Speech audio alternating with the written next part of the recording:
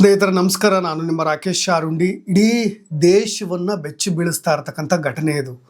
ನಿಜಕ್ಕೂ ಕಾಲ ಯಾವ ರೀತಿಯಾಗಿ ಬದಲಾಗಿದೆ, ಯಾವ ರೀತಿಯಾದಂಥ ಆಘಾತಕಾರಿಯಾದಂಥ ವಿಷಯಗಳನ್ನು ನಾವು ಕೇಳ್ತಾ ಇದ್ದೀವಿ. ಎಂಥ ಭಯಾನಕ ಕೇಸ್ ಕೂಡ ಇದು. ತಾನು ಪ್ರೀತಿ ಮಾಡಿದಂಥ ಹುಡುಗನಿಗೋಸ್ಕರ ಮದುವೆಯಾಗಿದ್ದರೂ ಕೂಡ, ಗಂಡ ಉತ್ತಮವಾದಂಥ ಉದ್ಯೋಗದಲ್ಲಿದ್ದರೂ ಕೂಡ, ಒಂದು ಒಳ್ಳೆಯ ಸಂಬಳದಲ್ಲಿದ್ದರೂ ಕೂಡ ಈ ರೀತಿಯಾದಂಥ ಕೃತ್ಯವನ್ನು ಮಾಡಲಿಕ್ಕೆ ಒಬ್ಬ ಪತ್ನಿ ಮುಂದಾಗ್ತಾಳೆ ಅಂದರೆ ನಿಜಕ್ಕೂ ಎಂತಹ ಬೆಚ್ಚಿ ಬೀಳಿಸ್ತಕ್ಕಂಥ ಘಟನೆ. ಈ ಘಟನೆಯ ಸಂಪೂರ್ಣ ವಿವರಗಳನ್ನು ಈಗಾಗಲೇ ಪೊಲೀಸ್ನವರು ಕೂಡ ಈ ಕೇಸ್ನ ಭೇದಿಸಬೇಕಾದ್ರೆ ಅವರು ಕೂಡ ಶಾಕ್ ಆಗಿಬಿಟ್ಟಿದ್ದಾರೆ, ನಿಬ್ಬೆರಗಾಗಿಬಿಟ್ಟಿದ್ದಾರೆ. ಈ ಥರದ ಮಹಿಳೆಯರು ಕೂಡ ಇರ್ತಾರಾ ಅಂತ. ಪ್ರತಿನಿತ್ಯ ಫ್ರಿಜ್ನಲ್ಲಿ ಹಾಕಿಡೋದು, ತುಂಡು ತುಂಡುಗಳನ್ನಾಗಿ ಮಾಡಿ ಟಾಯ್ಲೆಟ್ ಗುಂಡಿಗಳಲ್ಲಿ ಇಡೋದು, ಈ ರೀತಿಯಾದಂಥ ಕೃತ್ಯಗಳನ್ನು ಪ್ರತಿನಿತ್ಯ ನಾವು ಕೇಳ್ತಾ ಇದ್ದೀವಿ. ಆದರೆ ಇದು ಅದಕ್ಕಿಂತ ಒಂದು ಹೆಜ್ಜೆ ಮುಂದೆ ಹೋಗಿ ಇನ್ನೂ ಭೀಕರವಾದಂಥ ಘಟನೆ. ತಾನು ಇಷ್ಟಪಟ್ಟು ಈತನೇ ಬೇಕು, ಈತನೊಂದಿಗೆ ನಾನು ಬಾಳಬೇಕು ಅಂತ ಪ್ರೀತಿಸಿ ಮದುವೆಯಾಗಿದ್ದಂಥ ಹುಡುಗಿ ಒಬ್ಬ ಪ್ರಿಯಕರನಿಗೋಸ್ಕರ, ಇನ್ನೊಬ್ಬ ಹುಡುಗನಿಗೋಸ್ಕರ ತಾನು ಇಷ್ಟಪಟ್ಟಂಥ ಗಂಡನನ್ನೇ ಪ್ರಿಯಕರನ ಜೊತೆ ಸೇರಿಕೊಂಡು ಈ ರೀತಿಯಾಗಿ ಬರ್ಬರವಾಗಿ ಆತನ ಪ್ರಾಣವನ್ನು ತೆಗೆದು ಒಂದು ಡ್ರಮ್ನಲ್ಲಿ ಹಾಕಿ ಮುಚ್ಚಿಟ್ಟಿರೋ ಘಟನೆ ಇದೆಯಲ್ಲ, ಮರಳು ಮತ್ತು ಸಿಮೆಂಟ್ನಲ್ಲಿ ಹಾಕಿ ಮುಚ್ಚಿಟ್ಟಿರೋ ಘಟನೆ. ಈಗಾಗಲೇ ಆ ಮುದ್ದಿನ ಮಗಳು, ಇದೇ ಸೌರಭ್ ಹಾಗೂ ಈ ಮುಸ್ಕಾನ್ ಇಬ್ಬರು ಗಂಡ ಹೆಂಡತಿಯ ಮುದ್ದಿನ ಮಗಳು, ಒಂದು 6 ವರ್ಷದ ಕೂಸು, ಅಪ್ಪ ಡ್ರಮ್ನಲ್ಲಿದ್ದಾನೆ ಅಂತ ಹೇಳಬೇಕಾದ್ರೆ ಇಡೀ ದೇಶ ಮಮ್ಮಲ ಮರುಗು ಬಿಡ್ತು. ಆ ಕಂದಮ್ಮ ಯಾವ ರೀತಿಯಾಗಿರ್ಬೋದು ಆ ಪರಿಸ್ಥಿತಿ ಅಂತ. ತನ್ನಪ್ಪ ಡ್ರಮ್ನಲ್ಲಿದ್ದಾನೆ ಅಂತ ಹೇಳಬೇಕಾದ್ರೆ ಈ ಘಟನೆಯ ಭೀಕರತೆ ಯಾವ ಮಟ್ಟಿಗಿದೆ ಅಂತ ನೀವು ಕೂಡ ಊಹೆ ಮಾಡಿಕೊಳ್ಬಹುದು. ಈ ಘಟನೆ ನಡೆದಿದ್ದು ಹೇಗೆ, ಯಾವ ರೀತಿಯಾಗಿ ಮತ್ತನ್ನು ಭರಿಸಿ ಗಂಡನ ಪ್ರಾಣವನ್ನು ತೆಗೆಯಲಾಯಿತು, ಈ ಸಾಹಿಲ್ ಮತ್ತು ಈ ಮುಸ್ಕಾನ್ ನಡುವೆ ಪ್ರೀತಿ ಚಿಗುರಿದ್ದು ಹೇಗೆ, ಪೊಲೀಸ್ನವರು ಈ ಕೇಸ್ನ ಭೇದಿಸಿದ್ದು ಹೇಗೆ, ಯಾವ ರೀತಿಯಾಗಿ ಸಾಹಿಲ್ನ ಒಪ್ಪಿಸಿಬಿಟ್ಲು, ಇವೆಲ್ಲವೂ ಕೂಡ ಅಚ್ಚರಿ ಮತ್ತು ಆಘಾತಕಾರಿಯಾದಂಥ ಅಂಶಗಳು. ಅದರ ಕುರಿತಾಗಿ ಒಂದಿಷ್ಟು ವಿವರಣೆಗಳನ್ನು ನಿಮಗೆ ನೀಡ್ತಾ ಹೋಗ್ತೀನಿ. ಸ್ನೇಹಿತರೆ, ಇಡೀ ದೇಶವನ್ನು ಬೆಚ್ಚಿ ಬೀಳಿಸೋ ಘಟನೆ ಅಂತ ನಾನು ಆರಂಭದಲ್ಲಿ ಹೇಳಿದೆ. ಯಾಕೆ ಈ ಮಾತನ್ನು ಹೇಳಿದೆ ಅಂದರೆ, ಇದೇ ಉತ್ತರ ಪ್ರದೇಶದ ಮೀರತ್ನಲ್ಲಿರ್ತಕ್ಕಂಥ ಒಂದು ಬ್ರಹ್ಮಪುರಿ ಪೊಲೀಸ್ ಠಾಣೆಯ ಸಮೀಪ, ಆ ಪೊಲೀಸ್ ಸ್ಟೇಷನ್ ಲಿಮಿಟ್ಸ್ನಲ್ಲಿ ಬರ್ತಾ ಇರ್ತಕ್ಕಂಥ ಇಂದಿರಾನಗರ ಅನ್ನೋ ಪ್ರದೇಶದಲ್ಲಿ ನಡೆದಂಥ ಘಟನೆ. 2016, ನೀವು ಈ ಡಾಟ್ಸ್ನ ಕನೆಕ್ಟ್ ಮಾಡ್ತಾ ಹೋಗ್ತೀನಿ. 2016ರಲ್ಲಿ ಈ ಮುಸ್ಕಾನ್ ಮತ್ತು ಸೌರಭ್ ಇಬ್ಬರು ಕೂಡ ಪ್ರೀತಿಸಿ ಮದುವೆ ಆಗ್ತಾರೆ. ಸೌರಭ್ ಆರಂಭದಲ್ಲಿ ಸೌರಭ್ ಕುಟುಂಬದವ್ರು ಯಾರು ಕೂಡ ಒಪ್ಪಿರಲಿಲ್ಲ, ಮನೆಯವ್ರನ್ನ ಒಪ್ಪಿಸಿ ಮದುವೆ ಕೂಡ ಆಗ್ತಾರೆ. ಈತನಿಗೆ ಲಂಡನ್ನಲ್ಲಿ ಒಂದು ಒಳ್ಳೆ ಉದ್ಯೋಗ, ನಿಮ್ಗೆ ಗೊತ್ತಿರ್ಬೋದು, ನೇವಿ ಮರ್ಚೆಂಟ್ನಲ್ಲಿ ಒಂದು ಒಳ್ಳೆ ಉದ್ಯೋಗದಲ್ಲಿದ್ದಾನೆ ಈತ ಗಂಡ ಸೌರಭ್. ಒಂದು ಒಳ್ಳೆ ಆದಾಯ. ಆಗ ಈಗ ಊರಿಗೆ ಬರ್ತಾ ಇದ್ದ ಮೀರತ್ಗೆ. ಅಲ್ಲೊಂದು ಬಾಡಿಗೆ ಮನೆಯಲ್ಲಿ ಇದೇ ಮುಸ್ಕಾನ್ ಮನೆ ಮಾಡ್ಕೊಂಡಿದ್ಲು. ಜೊತೆಗೆ ಅಪುಟ್ಟ ಕಂದಮ್ಮ, 6 ವರ್ಷದ ಕಂದಮ್ಮ ಕೂಡ ಜೊತೆಗಿತ್ತು.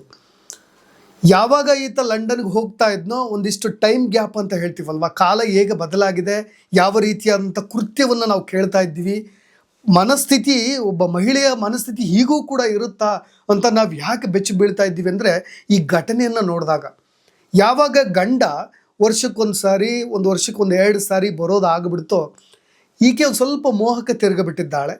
2019ರಲ್ಲಿ ಈ ಮಗಳು ಸ್ಕೂಲಿಗೆ ಹೋಗಲಿಕ್ಕೆ ಅಂತ ಯಾವುದೋ ಒಂದು ವಾಟ್ಸಪ್ ಗ್ರೂಪ್ ಮಾಡಿರ್ತಾರೆ ಶಾಲೆಗಳಲ್ಲಿ. ಅಲ್ಲಿ ಈ ತಿವಾರಿ ಅಂದರೆ ಈ ಸೌರಭ್ ಬಿಟ್ಟು ಇನ್ನೊಬ್ಬ ಈ ಸಾಹಿಲ್ ಅಂತ ಈ ಗೆಳೆಯ ಪ್ರಿಯಕರ ಇದ್ದಾನಲ್ವಾ, ಆತನು ಕೂಡ ಅದೇ ವಾಟ್ಸಪ್ ಗ್ರೂಪ್ನಲ್ಲಿ ಇರ್ತಾನೆ. ಈ ಮುಸ್ಕಾನ್ ಮತ್ತು ಸಾಹಿಲ್ ಪರಿಚಯವಾಗಿದ್ದೆ ಇದೇ ವಾಟ್ಸಪ್ ಗ್ರೂಪ್ನಲ್ಲಿ.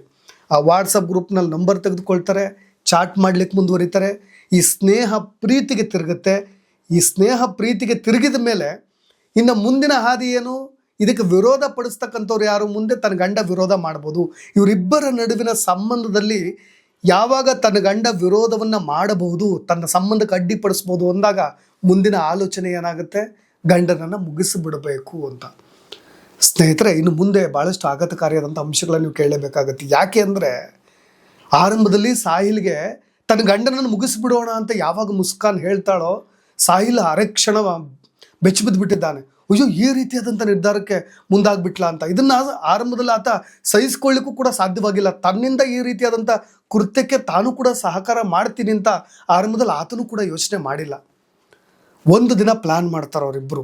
ಆ ಪ್ಲ್ಯಾನ್ ಮಾಡಲಿಕ್ಕೆ ಇದೇ ಮುಸ್ಕಾನ್ ಸಾಹಿಲ್ನ ಹೇಗೆ ಒಪ್ಪಿಸ್ತಾಳೆ ಗೊತ್ತಾ, ಸ್ನ್ಯಾಪ್ಚಾಟ್ ಅನ್ನೋ ಒಂದು ಸ್ನ್ಯಾಪ್ಚಾಟ್ ಮುಖಾಂತರ ಚಾಟ್ ಮಾಡ್ತಾ ಇರ್ತಾಳೆ ಸಾಹಿಲ್ ಜೊತೆಗೆ. ವಾಟ್ಸಪ್ನಲ್ಲೂ ಕೂಡ ಚಾಟ್ ಮಾಡ್ತಾ ಇಲ್ಲ ಅವಳು, ಸ್ನ್ಯಾಪ್ಚಾಟ್ನಲ್ಲಿ ಮಾಡಿದ್ರೆ ಗೊತ್ತಾಗೋದಿಲ್ಲ ಅಂತ.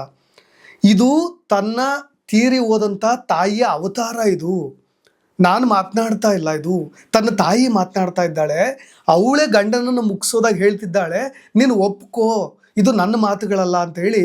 ಆ ಬ್ರೈನ್ ವಾಶ್ ಅಂತ ಹೇಳ್ತಾರಲ್ಲ, ಈ ವಶೀಕರಣ ಅಂತ ಹೇಳ್ತಾರಲ್ಲ, ಹಾಗೆ ಸಾಹಿಲ್ನ ವಶೀಕರಣ ಮಾಡ್ಕೊಂಡಿದ್ದಾಳೆ. ಅದಾದಮೇಲೆ ಆತ ಒಪ್ಕೊಂಡಿದ್ದಾನೆ. ಒಂದು ಡೇಟ್ ಫಿಕ್ಸ್ ಆಗುತ್ತೆ. ಇದು ಫಸ್ಟ್ ಅಟೆಂಪ್ಟ್ ಅಂತ ಹೇಳ್ತಾ ಇದ್ದೀನಿ. ಅದು ಕೂಡ ಫೆಬ್ರವರಿ 25ಕ್ಕೆ ಒಂದು ಪ್ಲಾನನ್ನು ಮಾಡಿ ಆತನನ್ನು ಮುಗಿಸ್ಬೇಕು ಅಂತ ಡಿಸೈಡ್ ಮಾಡ್ತಾರೆ. ಅದಕ್ಕೋಸ್ಕರ ಒಂದು ಮತ್ತು ಬರೆಸೋ ಔಷಧಿನ ಅಡುಗೆಯಲ್ಲಿ ಬೆರೆಸ್ಕೊಡ್ತಾಳೆ.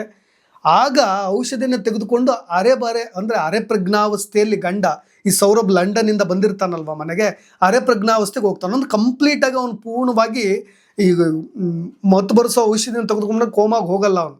ಹಾಗಾಗಿ ಇದು ಫಸ್ಟ್ ಅಟೆಂಪ್ಟ್ ಫೇಲ್ ಆಗುತ್ತೆ. ನೆಕ್ಸ್ಟ್ ಅಟೆಂಪ್ಟ್ ಅವರು ಡೇಟನ್ನು ಫಿಕ್ಸ್ ಮಾಡೋದೇ ಮಾರ್ಚ್ 5ರಂದು. ಅವತ್ತು ಮಗಳ ಬರ್ಡೇ ಕೂಡ ಇರುತ್ತೆ. ಇದೇ ಸೌರಭ್ ಮತ್ತು ಮುಸ್ಕಾನ್ರವರ ಮುದ್ದಿನ ಮಗಳ ಬರ್ಡೇ ಕೂಡ ಇರುತ್ತೆ. ಬರ್ಡೇ ಸೆಲೆಬ್ರೇಟ್ ಮಾಡಲಿಕ್ಕೆ ಲಂಡನ್ನಿಂದ ಬಂದಿರ್ತಾನೆ. ಅವತ್ತಿನ ದಿನ ಸರಿಯಾದ ಸಮಯ ಅಂತ ಹೇಳಿ ಅದೇ ಮಾಡಿರ್ತಕ್ಕಂಥ ಅಡುಗೆಗೆ ಒಂದು ಔಷಧಿಯನ್ನು ಬೆರೆಸಿ ಕೊಡ್ತಾಳೆ.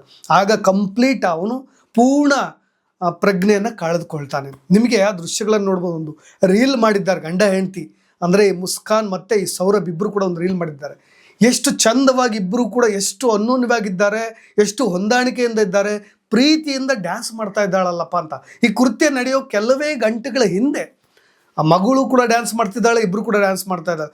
ಈ ಥರದೊಂದು ಕೃತ್ಯ ಮಾಡ್ತೀನಿ ಅಂತ ಆಗಲೇ ಡಿಸೈಡ್ ಮಾಡ್ಕೊಂಡ್ಬಿಟ್ಟಿದ್ದಾರೆ ಅವರು. ಆದರೂ ಕೂಡ ಅಷ್ಟು ಅನ್ಯೋನ್ಯತೆಯಿಂದ ಡ್ಯಾನ್ಸ್ ಮಾಡ್ತಾಳೆ ಅಂದರೆ ಓಕೆ, ಇದೆಲ್ಲವಾಯಿತು. ಅವನು ಮನೆಗೆ ಬಂದ, ಅಡುಗೆಯನ್ನು ತಿಂದ, ಮತ್ತು ಬರೆಸೋ ಔಷಧಿನ ಸೇವಿಸ್ದ, ಪ್ರಜ್ಞೆಯನ್ನು ಕಳೆದುಕೊಂಡ. ಆಗ ಇದೇ ಸಾಹಿಲ್ ಮತ್ತು ಇದೇ ಮುಸ್ಕಾನ್ ಸೇರಿಕೊಂಡು ಆತನ ಪ್ರಾಣವನ್ನು ತೆಗೆದು ಬಿಡ್ತಾರೆ. ಅದು ಹೇಗೆ?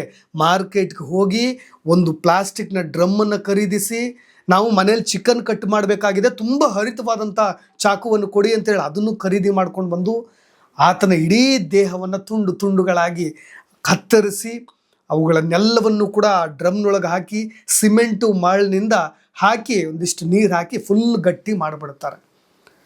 ಸ್ನೇಹಿತರೆ, ಆರಂಭದಲ್ಲಿ ಈ ಕೇಸ್ ಯಾವಾಗ ಟೇಕಪ್ ಆಗುತ್ತೆ ಅಂದರೆ, ಇದೇ ಸೌರಭ್ನ ಸಹೋದರ ಮಿಸ್ ಆಗಿದ್ದಾನೆ ಅಂತ ಒಂದು ಮಿಸ್ಸಿಂಗ್ ಕಂಪ್ಲೇಂಟ್ ಕೊಡ್ತಾನೆ.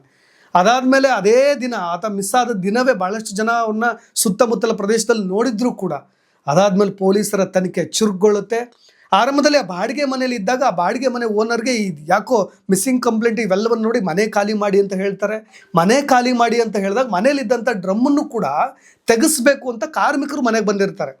ಆವಾಗ ಇದೇ ಮುಸ್ಕಾನ್ ಮತ್ತು ಸಾಹಿಲ್ ಇರ್ತಾರೆ. ಆ ಡ್ರಮ್ಮನ್ನು ಯಾಕೆ ತೆಗೀರಿ ಅಂತ ಹೇಳಿದಾಗ ಅದು ಸ್ವಲ್ಪ ಭಾರ ಇದೆ, ಯಾಕೆ ಭಾರ ಇದೆ ಅಂತ ಕೇಳಿದಾಗ, ಇಲ್ಲ ಅದರಲ್ಲಿ ಏನೋ ಒಂದಿಷ್ಟು ಮನೆ ತ್ಯಾಜ್ಯ ಇದೆ, ತೆಗೆದು ಬಿಡಿ, ಯಾವುದೋ ಕಸದ ಒಂದು ಲೋಡ್ಗೆ ಹಾಕ್ಬಿಡೋಣ ಅಂತ. ಆಗ ಆಟೋಮೆಟಿಕ್ಕಾಗಿ ಕ್ಯಾಪ್ ಓಪನ್ ಆಗಿಬಿಡುತ್ತೆ. ಅವಾಗ ಸ್ಮೆಲ್ಲು ರಾಚಲಿಕ್ಕೆ ಶುರುವಾಗ್ಬಿಡುತ್ತೆ ಕಾರ್ಮಿಕರಿಗೆ. ಆಗ ಕಾರ್ಮಿಕರು ನೇರವಾಗಿ ಪೊಲೀಸ್ ಸ್ಟೇಷನ್ಗೆ ಹೋಗ್ತಾರೆ, ಕಂಪ್ಲೇಂಟನ್ನು ಕೊಡ್ತಾರೆ. ಇವೆಲ್ಲವೂ ಆದಮೇಲೆ ಅವ್ರ ನಿಜ ಬಣ್ಣ ಬಯಲಾಗಿಬಿಡುತ್ತೆ. ಸ್ನೇಹಿತರೆ, ಎಂಥ ಕೇಸ್ ಇದು! ಆ ಸ್ಟೇಷನ್ಗೆ ಕರ್ಕೊಂಡು ಹೋಗಬೇಕಾದ್ರೆ ವಕೀಲರಿಗೆ ಯಾಕೆ ಆಕ್ರೋಶ ಬಂದಿದೆ ಅಂದರೆ, ಇಂಥ ಘಟನೆ ಯಾರು ಸಹಿಸಿಕೊಳ್ಳಿಕ್ಕೆ ಸಾಧ್ಯ ಹೇಳಿ? ಒಬ್ಬ ಪ್ರಿಯಕರನಿಗೋಸ್ಕರ, ಪ್ರೀತಿಗೋಸ್ಕರ ಅಷ್ಟು ಹಚ್ಕೊಂಡಿದ್ದಂಥ ಗಂಡನ ದೂರ ಮಾಡೋದಿದೆಯಲ್ಲ, ಆತನಿಂದ ಅದು ಏನು ಸಿಕ್ಕಿತ್ತೋ ಏನೋ ಗೊತ್ತಿಲ್ಲ, ಆತನಿಂದ ಅದು ಏನು ಪಡೆದುಕೊಂಡಿದ್ಲೋ ಏನೋ ಗೊತ್ತಿಲ್ಲ. ಗಂಡ ಇಲ್ಲಿ ಯಾಮಾರಿದ್ದಾನೆ, ನಿಮ್ಗೆ ಗೊತ್ತಿರ್ಬೋದು. ಇದು ಯಾವುದು ಕೂಡ ಆತನ ಅರಿವಿಗೆ ಬಂದಿಲ್ಲ. ಕನಿಷ್ಠ ಪಕ್ಷ ಈತದ ಅರಿವಿಗೆ ಬಂದಿದ್ದರೆ ಅವನು ತುಂಬ ಹುಷಾರಾಗಿರ್ತಿದ್ದ, ತುಂಬ ಜಾಗರೂಕತೆಯಿಂದ ಇರ್ತಾ ಇದ್ದ. ಈಗ ಆತನ ಸಾಹಿಲ್ಗೆ ಮತ್ತು ಅವರಿಬ್ಬರಿಗೂ ಕೂಡ ಮರಣದಂಡನೆ ವಿಧಿಸ್ರಿ ಅಂತ ಕೋರ್ಟ್ಗೆ ಭಾಳಷ್ಟು ಜನ ಆಗ್ರಹಿಸ್ಕೊಳ್ತಾ ಇದ್ದಾರೆ. ನಮ್ಮ ಕಾನೂನು ಇನ್ನೂ ಕೂಡ ಕಠಿಣವಾಗಬೇಕು, ಈ ಥರದ ಒಂದು ದ್ರೋಹಿ ಪತ್ನಿ ಇದ್ದಾಳೆ, ಅವಳನ್ನ ಖಂಡಿತವಾಗಿಯೂ ಮರಣದಂಡನೆ ವಿಧಿಸ್ರಿ ಅಂತ ಕೇಳ್ಕೊಳ್ತಾ ಇದ್ದಾರೆ. ಆದರೆ ನಮ್ಮ ನ್ಯಾಯಾಂಗ ವ್ಯವಸ್ಥೆ ಗೊತ್ತಿದೆಯಲ್ವ ನಿಮಗೆ, ಒಂದು ಕಡೆ ಅಪ್ಪರ್ ಹ್ಯಾಂಡ್ ಆಗುತ್ತೆ, ಒಂದು ಕಡೆ ಇದಾಗುತ್ತೆ. ಕನ್ವಿಕ್ಷನ್ಸ್ ರೇಟೇ ಕಮ್ಮಿ. ಎಂತೆಂತಹ ಕೇಸ್ಗಳು ಆಲ್ಮೋಸ್ಟ್ 95% ಅಕ್ವಿಟಲ್ ಆಗುತ್ತೆ. ಹಾಗಾಗಿ ಈ ಕೇಸ್ ಏನಾಗುತ್ತೆ ಅನ್ನೋದು ನಾವು ಕುತೂಹಲದಿಂದ ಕಾದು ನೋಡೋಣ. ಇನ್ನಷ್ಟು ಸುದ್ದಿಗಳೊಂದಿಗೆ ಮತ್ತೆ ಬರ್ತೀನಿ. ನಾನು ರಾಕೇಶ್ ಶಾರುಂಡಿ. ಧನ್ಯವಾದ.